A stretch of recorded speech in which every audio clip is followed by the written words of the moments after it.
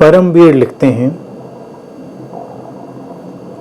गुरुदेव, मेरे भीतर ध्यान में बैठने का एक प्रबल आकर्षण है जो मुझे शांति की तरह लगता है।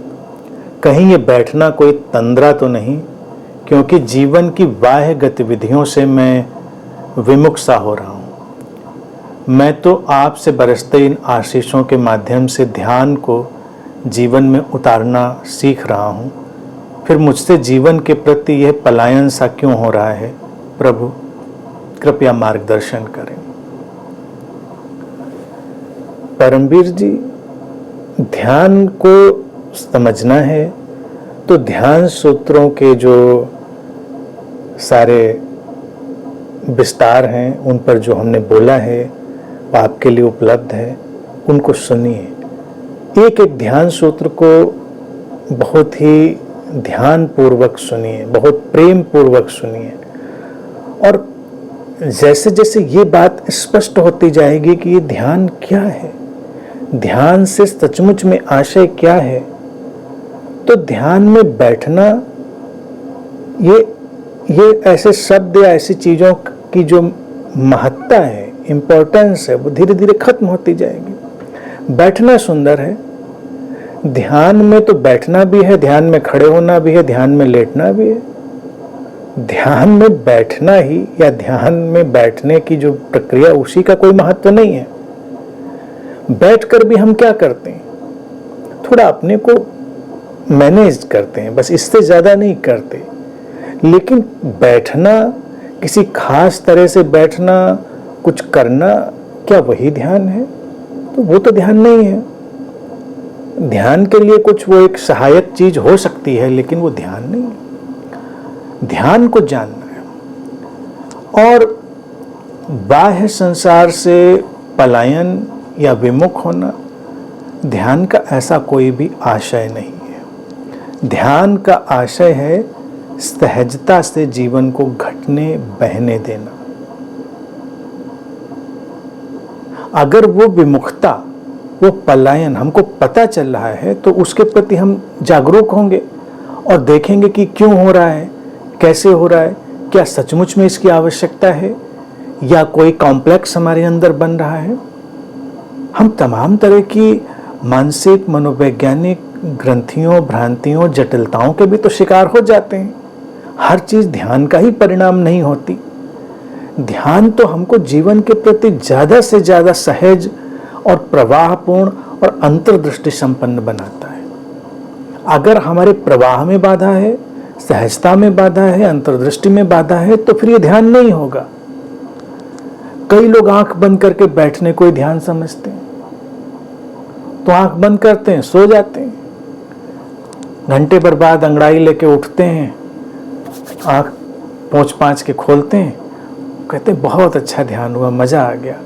मजा तो सोने में भी आ जाता है। और जब ऐसे सो जाएंगे, खो जाएंगे, तो बाहर का काम तो क्या करेंगे? कुछ जरूरी काम के लिए आवाज दे रहा था हमको घर में या जहाँ कहीं हम थे, हमने सुना नहीं क्योंकि हम तो ध्यान मग्न थे, सोए हुए थे। ध्यान में सोना नहीं है, ध्यान में तो जागना है। ध्यान में हमको चैतन्यपूर्ण, तत्पर, सक्रिय होना होता है। अपनी किसी भी परिस्थिति का सीधे सीधे सामना करना हमें सीखना होता है और विमुखता और पलायन के संदर्भों को भी समझ लेना आवश्यक होगा। कभी कभी जीवन में बहुत कुछ व्यर्थ सा घट रहा होता है हमारे पहले, और अगर ध्यान के माध्यम से हमारे भीतर वो अंतर्दृष्टि आई और हमने वो सब बेकार की चीजें छोड़ दी, तो ये पलायन नहीं है, ये विमुखता भी नहीं है। जो आवश्यक है वो हो और जो अनावश्यक हो वो जाए। जैसे मान लीजिए हम बहुत सारे अनावश्यक काम करते रहे, हम ध्यानपूर्ण हो रहे हैं, हमारे अंदर कोई समझ पैदा हो रही, तो हो सकता है हम बहुत सारे व्यर्थ के क्रियाकलाप अब ना करें, व्यर्थ की बातों की तरफ हम ना भागें, तो ठीक है, उसमें तो कोई समस्या नहीं। लेकिन आवश्यक काम भी हम ना कर पाए, उनमें भी कोताही होने लगे, उसमें भी अड़चन होने लगे, तो समस्या हो जाएगी। फिर जीवन में अटकाव और अवरोध नए नए किस्म के आने लगेंगे। उसके प्रति सावधान रहना है। अगर हमारे जीवन से अनावश्यक छूट रहा है तो वो पलायन नहीं कहा जाएगा, वो विमुखता भी नहीं कही जाएगी।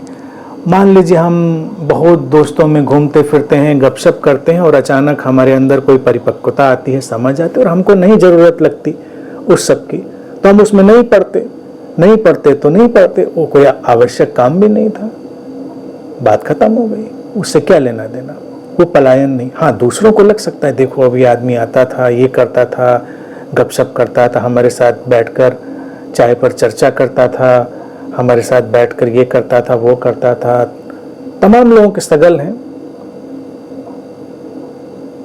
हम नहीं करते वो, ये पलायन नहीं है। हम मान लीजिए अकेले बैठे हुए हैं, हम प्रसन्न हैं, हम अपने साथ आनंदित हैं, चैतन्यपूर्ण है, तो इससे क्या समस्या है? ये पलायन नहीं है। तो पलायन और विमुखता में बस दो ही बातें रखें, जो आवश्यक है वो होना चाहिए, जो अनावश्यक है अगर वो जा रहा है तो उसकी चिंता नहीं करनी चाहिए,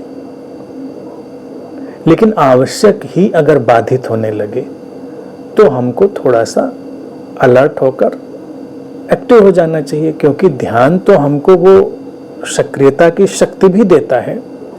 एक बार हम जैसे ही दृष्टिपात करेंगे किसी चीज़ पर कि ये आवश्यक था और इस पर हमें काम करना चाहिए, तो काम होने लगेंगे, हम अपने अंदर से वो शक्ति उमड़ती हुई अनुभव भी कर पाएंगे।